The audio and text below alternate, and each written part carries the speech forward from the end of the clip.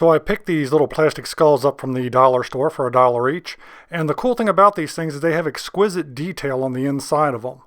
All you got to do is cover that little molding mark there with a piece of tape, as you can see I did with that one there. And I'm going to turn these into concrete molds. Make some concrete skulls. Stick with me and watch me do it. I went ahead and mixed up my concrete and poured it into the skulls after I cut the little holes in the back. Now, concrete may be a bit of a misnomer because what I actually used was coupling mortar that I had left over from a tile job that I did. So that's what I mixed up, and that's what I filled the skulls with. Okay, we're on the high end of probably 48 hours or so, and they're technically dry. So I'm actually going to let these sit for about another 48 hours, and we're going to come back and unmold them. Through the magic of editing, that's going to be in the next clip you see. To get the skulls unmolded, as you can see, what I had to do was cut the back of the skull, but I cut it so that I'll still be able to reuse it. I'll be able to retape it if I want to and reuse this mold. And I've been messing with this for a little bit trying to get it out.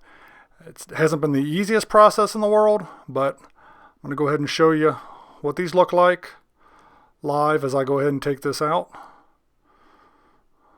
So you can see it pop out, and you'll see it at the same time I do. So go ahead and work with it a little bit.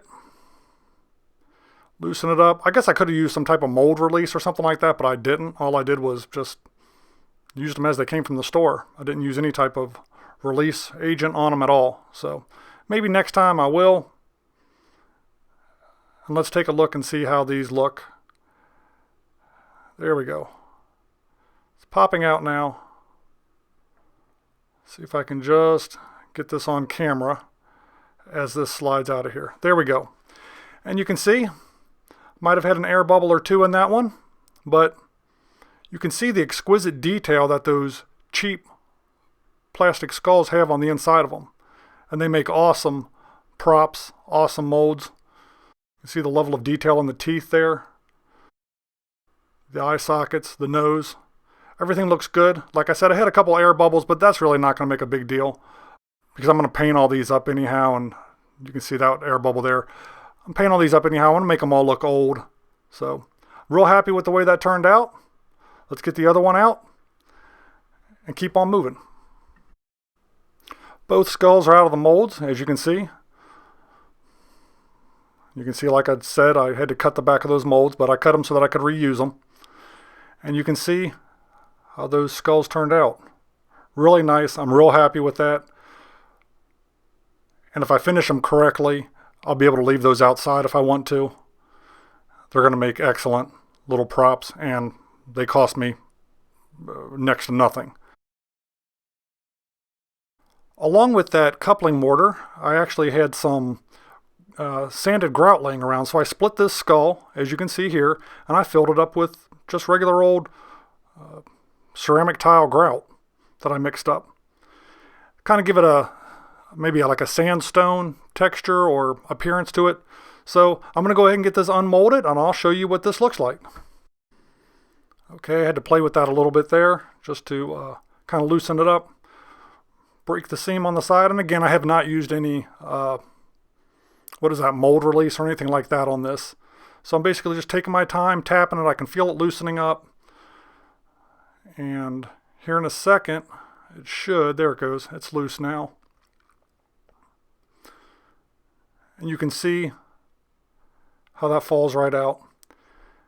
And gave that a really nice sandstone texture. I really like the way that turned out. It's got the flat back on it, so I can just lay it flat on the ground. I think I'm going to do another one of these and put a hook in the back of it. I didn't think about that ahead of time on this one, but I'm real happy with the way that turned out. It's going to have a really nice effect to it. Get that cleaned up a little bit. I'll actually seal that with some of that impregnating grout sealer that I've got laying around here someplace. And as you can see, all I did was use that same mold. That's still a reuse on that. That's not a new skull, just a reuse on one of those other molds. So let's take a quick look at some of the other skulls we finished off this Halloween season. Alright, as you can see, I've got a couple different types of skulls lined up here in various states of painting and decorating. The green one there in the front, that's pretty much finished. I am going to throw a sealer on that. I've got this other sandstone one that I did. This is one that I actually did put a hook in the back of, so this can be hung on the wall now. It's going to look really cool. And other than that, that's it. If you enjoyed this video, you know I'd certainly appreciate that thumbs up like. You can always feel free to subscribe to my channel. Feel free to share this with anybody else that you think might be interested in it. And until next time, maybe I'll see you on the next video. Interested in the paranormal? Check out the mysterious puzzle t-shirts at Parabox Monthly. Use promo code HNX10 and get 10% off your order. Check out the link in the description below.